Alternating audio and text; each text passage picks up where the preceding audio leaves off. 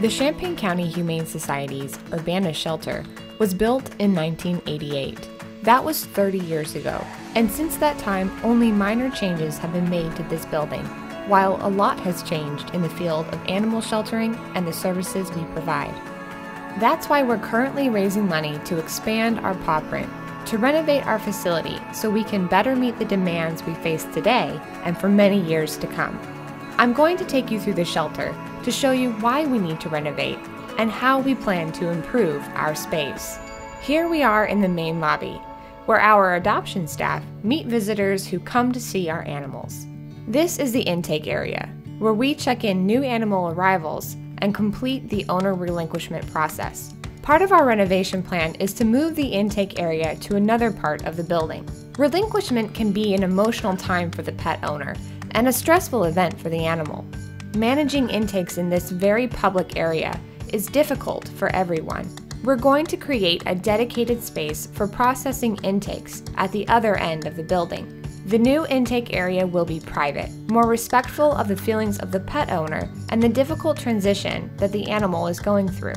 As you can see, in the lobby there is not much space between the walls and the front desk. And in April through October, we have cages of kittens lined up against these walls, making the space even tighter. When we're open for adoptions, it gets very crowded in here, and it can be frustrating for visitors who want to converse with our staff and spend quality time with an animal that might become their new, lifelong friend. The other problem we need to solve in this space is animal housing. Because we're so tight on space, we're using these portable cages that, quite frankly, aren't of sufficient size or quality for housing our cats and kittens. And look at our small animal area.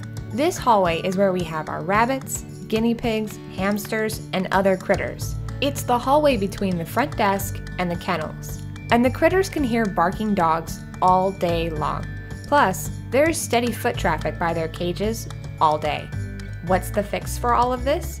We're going to bust out the east wall of the shelter to expand the lobby and build a cat and critter wing.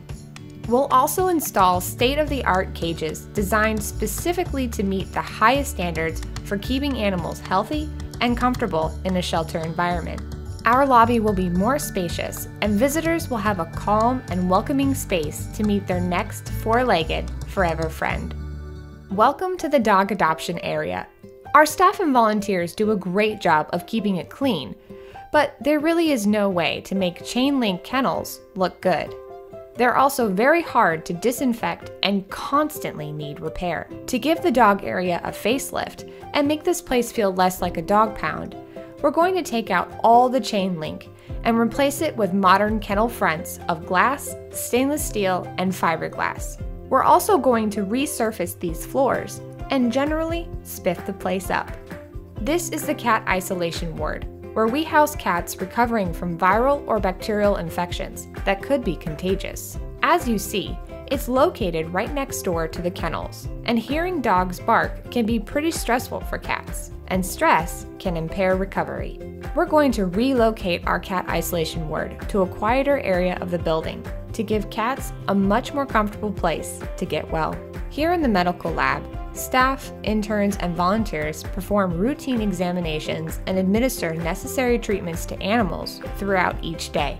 Given its current size and configuration, we cannot comfortably examine dogs and cats or any other small animal at the same time. Our renovation plans include expanding and redesigning the medical lab so that there are dedicated, separate treatment areas for dogs and cats. This will increase efficiency and provide a calmer setting for the animals. The renovation plans also include relocating the surgery suite to be only a few steps from the medical lab. This new configuration will put our entire medical staff in proximity to each other, enabling greater efficiency and communication. One of the biggest challenges we face at the shelter is a lack of space for meetings, education programs, staff and volunteer training, and dog behavior assessment. The only space we have for any of these activities is our small staff break room. To offer dog training classes and other educational programs, we either have to find a suitable space or partner with other community organizations that have space. Our construction plans include a new 5,700 square foot, open floor plan education building. This building will provide space for dog training classes, education programs, volunteer and staff training, and a variety of daily operational needs. The new building will also include ample space for storage and will replace our existing garage storage, which is packed to the rafters with supplies for our annual garage sale fundraiser. While proper animal housing is a necessity for keeping shelter animals comfortable and healthy, so is maintaining a proper temperature throughout the shelter. The shelter's heating and air conditioning systems need an overhaul and an update.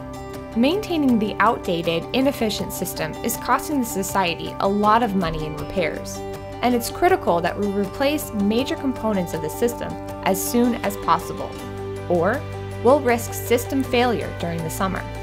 As you can see, it really is time to update the shelter and expand our PawPrint so that we can better provide for the animals in our care and offer a wide variety of programs and services to the pet-loving public. We hope we can count on your support for our campaign.